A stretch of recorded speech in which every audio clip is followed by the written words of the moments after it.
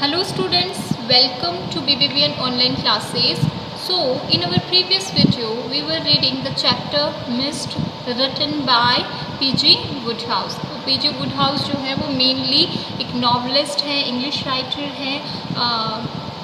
बहुत सारे पोएम्स जो हैं, प्रोज वर्क जो हैं वो उन्होंने लिखे हैं और जो कि काफ़ी फेमस भी रहे हैं। तो यहाँ पर इस पोएम में एक बहुत ही इजी सी जो कैच थी वो छूट जाने के बाद में किस तरीके से हमारा जो मेन राइटर है यानी कि जो मेन कैरेक्टर है इस पोएम का वो किस तरीके से एक ईजी से पीसफुल डे को किस तरीके से एक हार्ड डे में चेंज कर देता है, अपने डिसीजन चेंज कर देता है, इवन अपना जो गेम है फेवरेट वो भी चेंज कर देता है, वो हमें इसमें पढ़ने को मिलेगा। Okay, so in the first stanza the poet writes about the setting of the poem. What is the setting of the poem? The sun is shining, okay, and the cool breeze is going on and having an odour of hay, ठीक है। And then फेनल्स जो हैं वो उसका जो उसने कपड़े पहन रखे हैं वो भी काफ़ी ग्लीमिंग है, स्पॉटलेस हैं। एक बहुत ही खुशी जो है वो उसके दिल में भी है और जो आसपास के जितने भी लोग हैं वो भी बड़ी ही वेट कर रहे हैं कि कब मैच जो है वो शुरू होगा और किस तरीके से वो सब उस मैच को एंजॉय करेंगे, ठीक है। But soon the setting is bungled by a missed catch. लेकिन जितनी भी सेटिंग है यानी कि जितनी भी चेयरफुलनेस है, हैप्पी थिंग थी, वो सब क्या है, एक मैच कैच जो है वो मिस हो जाती है। उसकी वजह से सब क्या होता है, ख़राब हो जाता है, स्पॉइल हो जाता है। देन अब हम पढ़ेंगे इसका next stanza, that is the second stanza. And he rights the writer about the things that distracted him. What distracted him and why he was distracted and why the catch was bungled. ये सारा reason जो है वो possibly हमें जो है second paragraph में पढ़ने को मिल जाएगा। So let us start the reading. My attention the magic of summer, यानी कि कौन सा सीज़न चल रहा है, समर सीज़न चल रहा है। तो मेरी जो अटेंशन है वो किस पर बेस्ड है, अभी समर सीज़न पर, यानी कि वो समर टाइम को बहुत ही इंजॉय कर रहा है।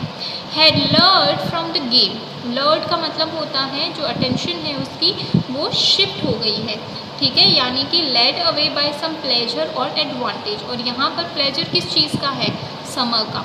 सो my attention the magic of summer had lured from the game, यानी कि गेम से मेरी जितनी जो भी अटेंशन थी वो समर का जो मैजिक है उसने क्या है, हटा दी थी। विच वॉज रॉन्ग, रॉन्ग इसलिए कहा है क्योंकि जब आप एक गेम को खेल रहे हैं तो आपको किसी भी वे में उस गेम से डिस्ट्रैक्ट नहीं होना चाहिए। लेकिन हमारा जो मेन कैरेक्टर है वो ये कहता है कि मेरी जो अटेंशन है वो क्या हो गई थी, शिफ्ट हो गई थी गेम से, जो कि रॉन्ग था। द बी दैट इन्वर्टरेट हमर, यानी कि बी क्या करती है, अगर आपने मधुमक्खी को देखा होगा तो वो क्या करती है, हर टाइम पर एक हमिंग साउंड जो है वो निकालती रहती है, गुनगुनाती रहती है,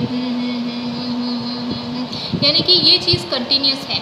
और वो भी उसको क्या है, the bee was droning its favourite song. तो यहाँ पर जो बी है, मधुमक्खी जो है, वो भी इस समर सीज़न को एंजॉय करते हुए अपना फेवरेट सॉन्ग जो है हमिंग का, वो क्या कर रही है, गुनगुनाती जा रही है।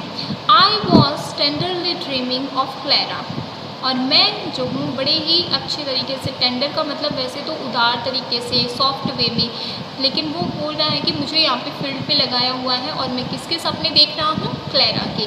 क्लैरा कौन है, on her not a girl is a patch, ठीक है। क्लैरा जो है वो शायद उसका लेडी लव है जिसके बारे में वो यहाँ पर खड़े होकर सोच रहा है और जिसमें किसी तरीके का कोई दाग नहीं है, यानी कि वो उसकी लाइफ में जो एक लड़की होती है वो है और वो उसके बारे में ड्रीम कर रहा है, सपने देख रहा है। व्हेन, और तभी, हॉरर, और उसी टाइम पर एक भयानक जो इंसिडेंट है वो हुआ। There soared through the air a decidedly possible catch, और हवा में लहराती हुई एक बॉल, यानी कि decidedly possible catch, यानी कि कोई भी अगर उसे कैच को मेरी तरफ आते हुए देखेगा तो वो ये डिसाइड कर चुका होगा कि ये कैच जो है वो क्या करूँगा, मैं आराम से जो है पॉसिबली मेरे हाथ में बॉल आ जाएगी और जो बॉल बैट्समैन है वो आउट हो जाएगा। Then I heard in a stupor the bowler emit a self-satisfied aha, यानी कि बॉलर जो है बेचारा इतनी मेहनत कर रहा है, कोशिश कर रहा है कि किसी तरीके से विकेट जो है वो उसकी टीम को मिल जाए। और यहाँ पर जो राइटर जो हमारा मेन कैरेक्टर है वो खड़ा होकर क्या कर रहा है, सपने देख रहा है, समर सीज़न को एंजॉय कर रहा है। हालांकि वो ये कह रहा है कि इट इज़ रॉन्ग कि मैं जो हूँ फील्ड पर मैच में कंसंट्रेशन ना करके कहीं और कंसंट्रेशन कर रहा हूँ। और इसी की वजह से हवा में लहराती हुई बॉल जो कि एक डिसाइडेडली पॉसिबल कैच था मेरे हाथों में आने ही वाली थी, but because of my carelessness जो है वो क्या हुई, बंगल हो गई, यानी कि मिस हो गई।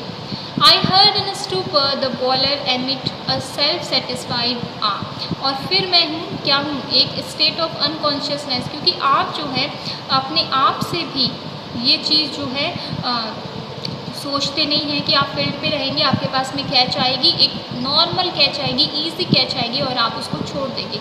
तो एक तरीके का सरप्राइज़ है, खुद पे स्ट्रेस है और आप भूल जाते हैं कि आप कहाँ हैं। और फिर आप क्या करते हैं, केवल बॉलर को देखते हैं और वो बेचारा, उसके मुंह से निकलता है छोड़ दिया। The small boys who sat on the roller set up and expected हर रे।